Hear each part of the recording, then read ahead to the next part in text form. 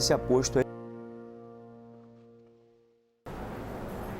Olá pessoal, eu sou o professor Robson Abreu, de Processo Civil, e estamos aqui hoje para falar de jurisdição. Tudo bem? Vamos lá então. A jurisdição, do latim jurisdictio, quer dizer dizer o direito, né? É o poder dever do Estado para a aplicação da lei ao caso concreto, visando solucionar o conflito de interesses que lhe foi apresentado, através de uma decisão substitutiva, visando assim a forma pacífica da resolução dos conflitos, garantindo a ordem social, a aplicação da lei e também a estabilidade social. A jurisdição tem como principais características a substitutividade, a lide, a definitividade, a imparcialidade, a imperatividade, o monopólio e a unidade. De uma forma singular, vamos ver cada um dos tipos. A substitutividade. A jurisdição é a solução pacífica dos conflitos por parte do Estado juiz, em substituição ao exercício da autotutela, ou seja, a decisão do Estado substitui a das partes. Tudo bem? Vamos continuando então e vamos ver agora a lide. A lide, segundo Carnelucci, é o conflito de interesses qualificado por uma pretensão resistida. É um conceito clássico. Vamos em frente, anotando, tudo bem. Definitividade. Isso é uma característica exclusiva da jurisdição. Tá? Preste muita atenção, é uma característica exclusiva da jurisdição. Tá? Então, a definitividade é a possibilidade da decisão judicial se tornar imutável, ou seja, coisa julgada, aquela que não cabe mais recurso, que não pode ser modificada. Tá? Vamos lá. Ó, é a possibilidade da decisão judicial se tornar imutável, coisa julgada material, aquilo que já foi decidido pelo judiciário em razão da apreciação do caso concreto, não cabendo mais recurso e não podendo ser revista por qualquer poder. Beleza? Agora, como sempre, temos exceção, né? Tudo no direito tem sua exceção, aqui não seria diferente. Temos aqui o caso da pensão alimentícia, que ela pode ser revista a qualquer momento, certo? Um outro ponto que devemos chamar a atenção, anota aí, é que as decisões em processo administrativo não possuem caráter de definitividade. Por exemplo, um servidor público, após um PAD, ele recebe ali uma sanção de demissão. Tudo bem? Acontece que essa decisão ela pode ser revista pelo judiciário, porque apenas o judiciário detém a jurisdição e apenas a jurisdição tem a característica de definitividade. Beleza? Vamos continuando então com as nossas características principais. A imparcialidade.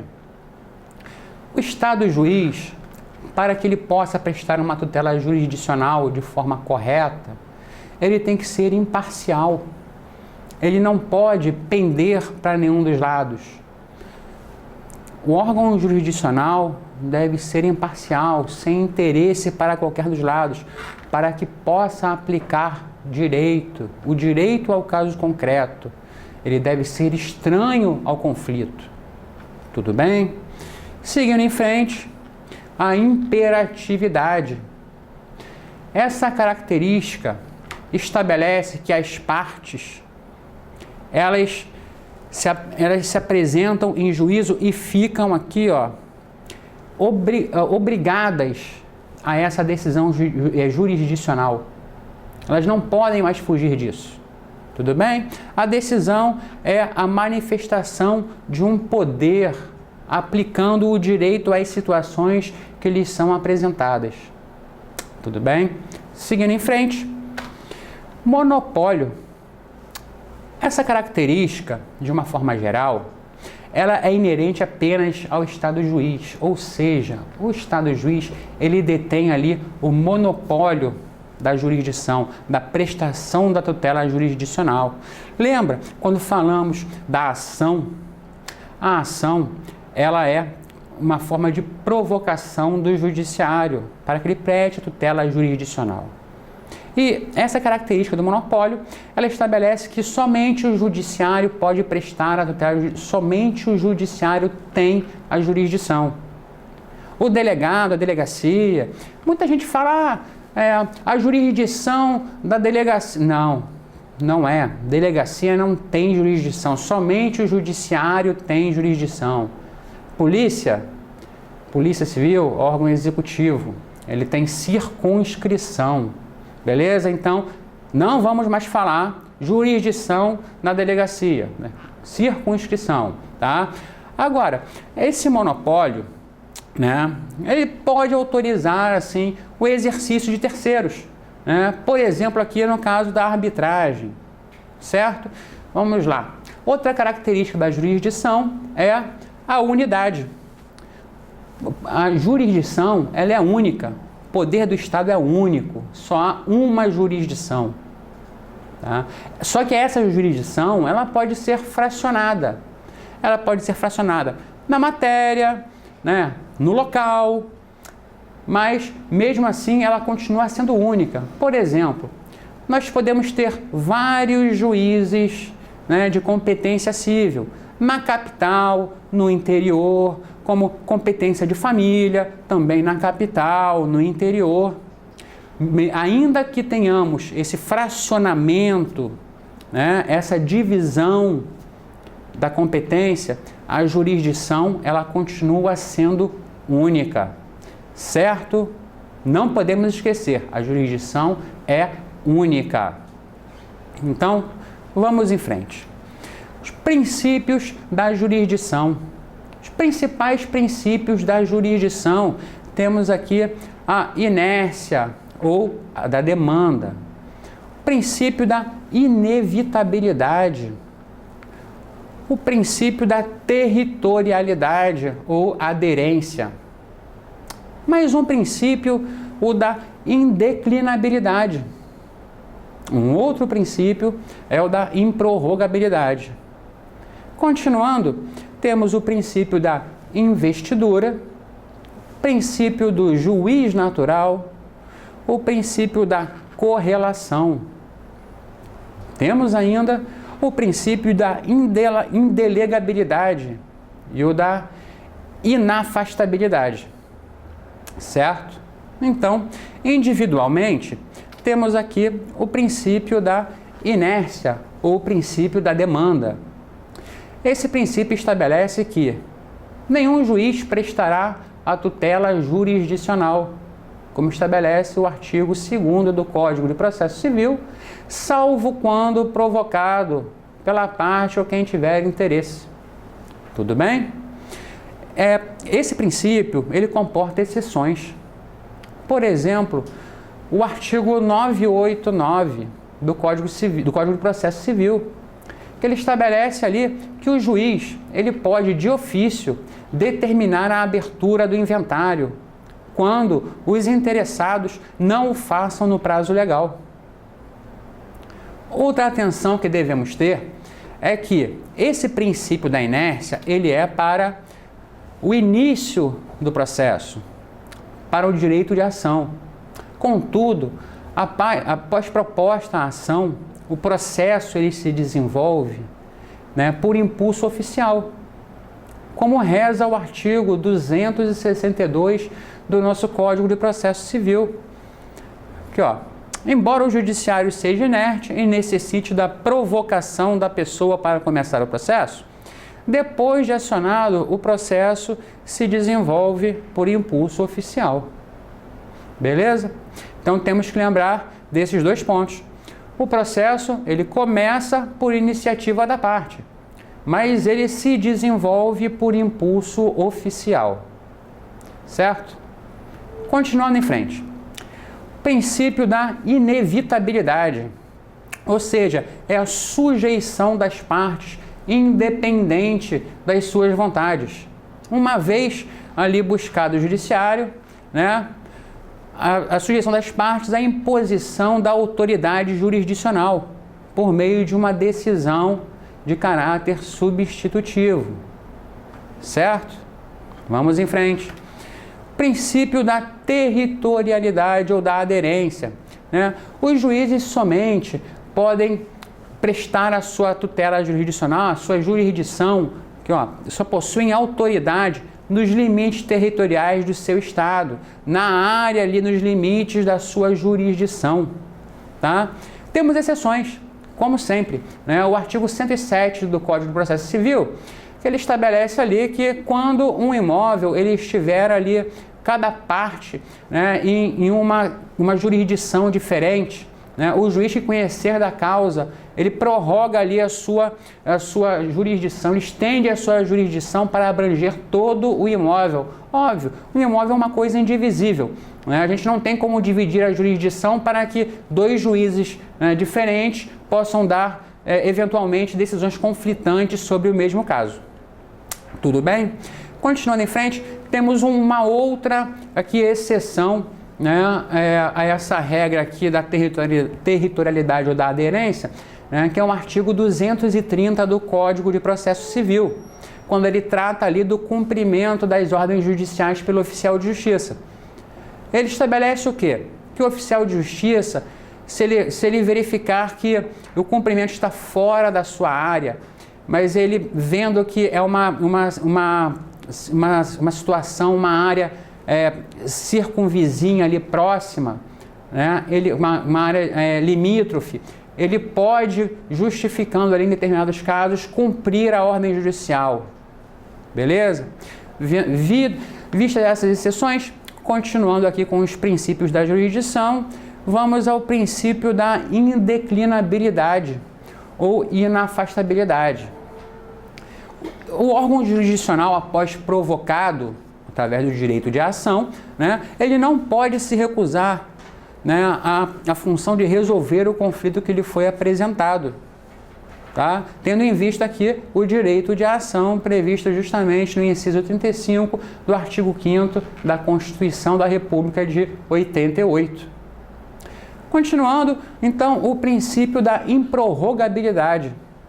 Este princípio, ele diz que a jurisdição é improrrogável, ou seja, os limites do poder jurisdicional, eles não podem ser ampliados, né, nem para aumentá-los, nem para reduzi-los. Eles vêm previstos ali na Constituição Federal, estabelecendo ali a jurisdição, né, da Justiça Especial, da Justiça Especializada, da Justiça Comum, né, da estadual, da federal, enfim, não podendo o legislador ordinário modificar isso.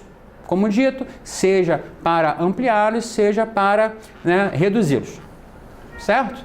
Vamos em frente, então, aqui agora com o princípio da investidura.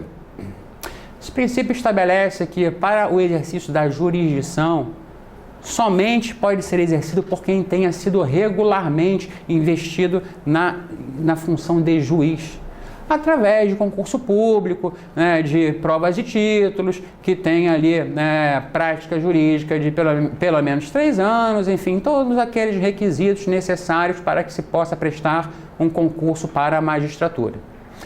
Beleza? Vamos em frente. Princípio do juiz natural. Somente pode exercer a jurisdição aquele órgão ao qual a Constituição Federal confere, né, a competência jurisdicional para tal. Né? Ela podendo ser exercido por juízes ou órgãos colegiados previstos previamente na Constituição. Certo? Ou seja, esse princípio ele estabelece que não pode haver tribunal ou juízo de exceção. Ou seja, aquele tribunal ou juízo post-factum. Quer dizer o quê?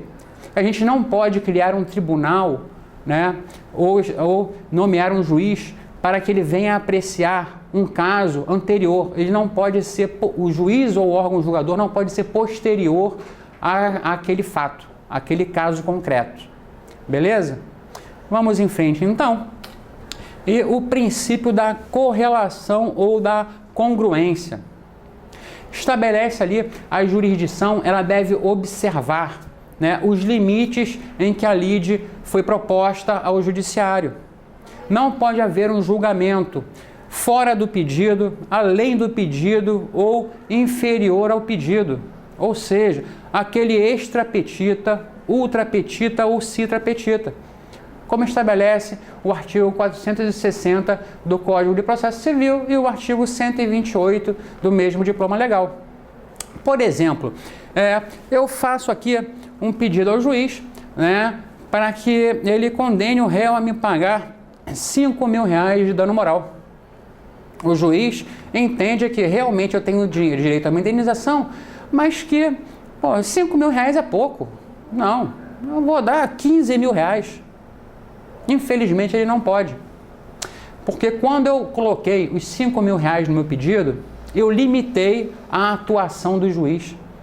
E esses 15.000 que ele fixou, ou seja, os 10.000 a mais que ele fixou, estão além do meu pedido. Essa parte é ultra petita. Agora, por exemplo, eu fiz um pedido de reparação moral em virtude de algum evento que aconteceu, e o juiz, quando foi julgar a causa, ele entendeu que, além do dano moral, né, eu tenho também direito a um dano material. E ele condena o réu. Ele condena o réu ali a me pagar uma indenização por danos morais e uma reparação por danos materiais.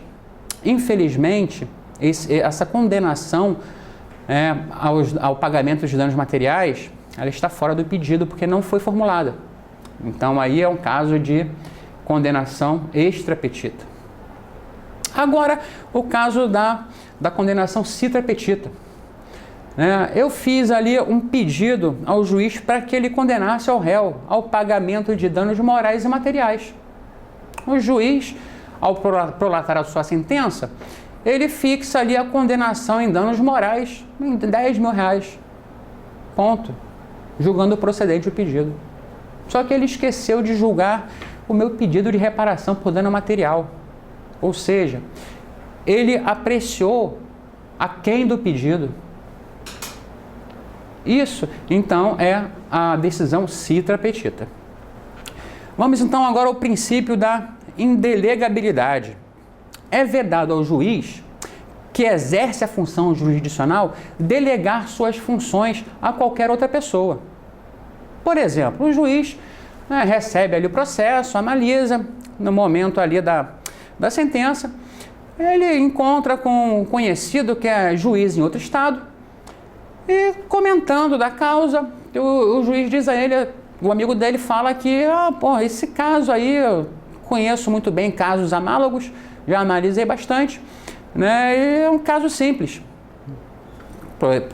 Porém, o juiz que está com o processo, ele entende que precisa estudar mais o caso. Mas, como o amigo tem um conhecimento de causa maior, ele diz, então eu vou delegar para você aqui, para você sentenciar. Nem pensar. Não pode. A jurisdição é indelegável. Ele é obrigado, na função dele jurisdicional, a julgar aquele caso. Beleza? Vamos em frente, então. Poderes da jurisdição.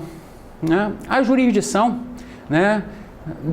em decorrência da sua própria atividade, ela nos apresenta alguns poderes, como, por exemplo, poder de documentação, poder de decisão, poder de polícia ou de coerção. Vamos então ver aqui poder de decidir. Ele consiste o quê? Na substitutividade da tutela jurisdicional pelo Estado, para resolver os conflitos que lhe foram apresentados pelas partes. Ou seja, o Estado vai decidir de uma forma substitutiva àquela forma de autotutela que as partes não têm mais.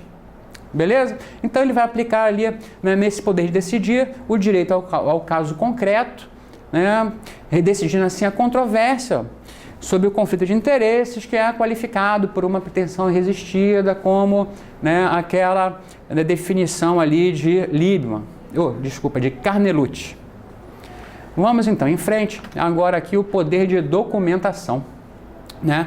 Poder de documentação, ele resulta da necessidade, né, do Estado ali documentar tudo de modo a fazer fé aos atos processuais, né? Os atos são públicos, né? A gente tem que ter ali tudo documentado, seja no processo físico, no processo eletrônico. Existem os documentos, né? Tudo ocorre ali perante os órgãos jurisdicionais, de tudo que ocorre perante os órgãos jurisdicionais, né? Ou sob sua ordem, e temos assim como exemplo, né, os termos de assentada, né, os mandados que são juntados, né, contestações, as notificações, citações, etc. Certinho? Vamos em frente, então, o poder, né, de polícia ou de coerção. Né, esse poder visa a possibilitar, assim, o controle, né, a fiscalização do processo, dos atos do processo, o comportamento das partes, né, a remoção de obstáculos, a manutenção da ordem, a condução coercitiva sob vara de testemunha. O que é isso? A testemunha ela foi intimada para comparecer, mas não comparece. O juiz determina ao oficial que ele vá até o local e traga a testemunha até o juízo para que ela preste as informações necessárias. Inclusive, se for o caso, com auxílio de força policial. Beleza? Isso visa o quê? Possibilitar a efetividade do processo, né? A crença na justiça, a segurança jurídica. Tudo bem? Vamos em frente, então. E agora aqui temos as espécies de jurisdição. O artigo 1º do Código de Processo Civil, ele estabelece que a jurisdição civil, contenciosa e voluntária será exercida pelos juízes. Então, o artigo 1º estabelece para a gente a jurisdição civil, contenciosa e voluntária é exercida pelos juízes. Essa jurisdição, como vemos aqui na divisão, contenciosa e voluntária, voluntária também conhecida como graciosa, né? Começamos assim pela jurisdição contenciosa, que é o processo que tem por objetivo, né, compor um litígio que foi apresentado ao Poder Judiciário e tem como características a ação, a lide, o processo e o contraditório. Bem, o contraditório ou a possibilidade deste, porque muito embora você possa se defender, não quer dizer que você vai fazê-lo. Tudo bem? Então, visa promover a solução pacífica, né, dos conflitos, onde existe a presença aqui do autor, do Estado juiz e do réu, como um exemplo no caso de uma ação indenizatória. Certo? A gente tem o autor, o juiz para decidir ali se há ou não razão, e o réu contra quem está sendo demandado. Beleza? Vamos em frente então. E continuando aqui na jurisdição contenciosa, há a necessidade indispensável de uma ordem jurídica através do judiciário, existindo a lide, né, um conflito de interesses qualificado por uma pretensão resistida, onde há o processo e há a decisão de caráter substitutivo da vontade das partes. Tudo bem? Formando aqui a coisa julgada formal e material. A jurisdição contenciosa ainda se divide principalmente em comum e especializada, tá? Sendo a comum dividida em civil, que engloba ali comercial, empresarial, previdenciário, administrativo e a penal. A especial, por sua vez, ela se ramifica em trabalhista, militar e eleitoral. Tá? Vamos em frente e aqui temos um esquema da jurisdição contenciosa, onde você vê claramente aqui a triangularização da ação, o autor, o juiz e o réu.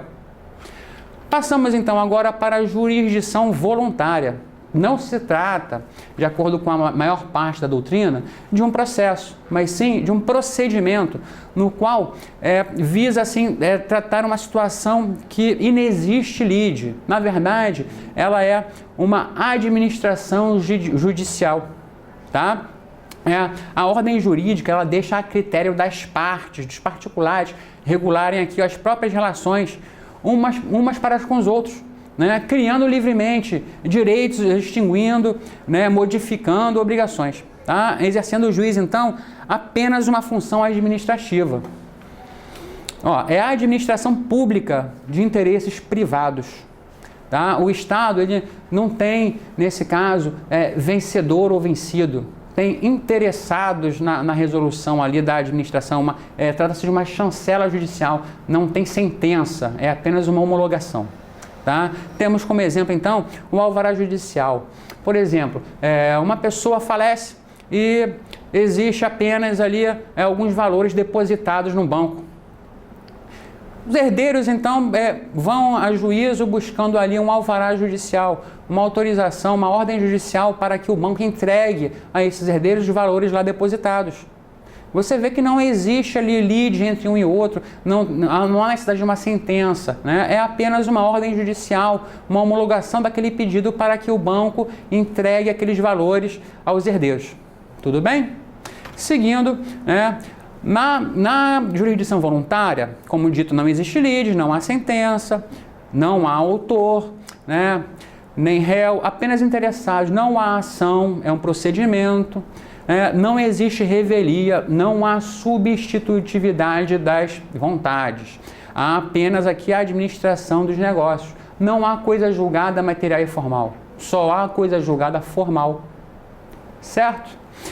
Temos então aqui um quadrinho da jurisdição voluntária. A gente vê que é diferente da jurisdição contenciosa. Temos o interessado e aqui em cima, né, o Estado juiz. Não temos do outro lado ali o réu e nem do lado de cá o autor. Certinho? Vamos então a uma comparação entre as jurisdições. A jurisdição contenciosa, a lide. Na voluntária, não existe, há um acordo de vontade. Na contenciosa, existem partes, autor e réu. Na voluntária, não existe, há apenas interessados. Na jurisdição contenciosa, existe uma sentença de mérito. Na voluntária, não. É feita homologação. Certo? Continuando, na contenciosa, há a função jurisdicional do Estado. Na voluntária, a atribuição de administração pública dos interesses privados. Há, na contenciosa, substitutividade da vontade das partes. Na voluntária, não há substituição da vontade das partes. A contenciosa faz coisa julgada formal e material. A jurisdição voluntária faz somente coisa julgada formal. E uma outra coisa, a jurisdição contenciosa tem o processo. Na voluntária, é apenas um procedimento. Beleza? Então, bons estudos para todos. Ficamos por aqui. Até uma próxima oportunidade. Um abraço. Fiquem com Deus.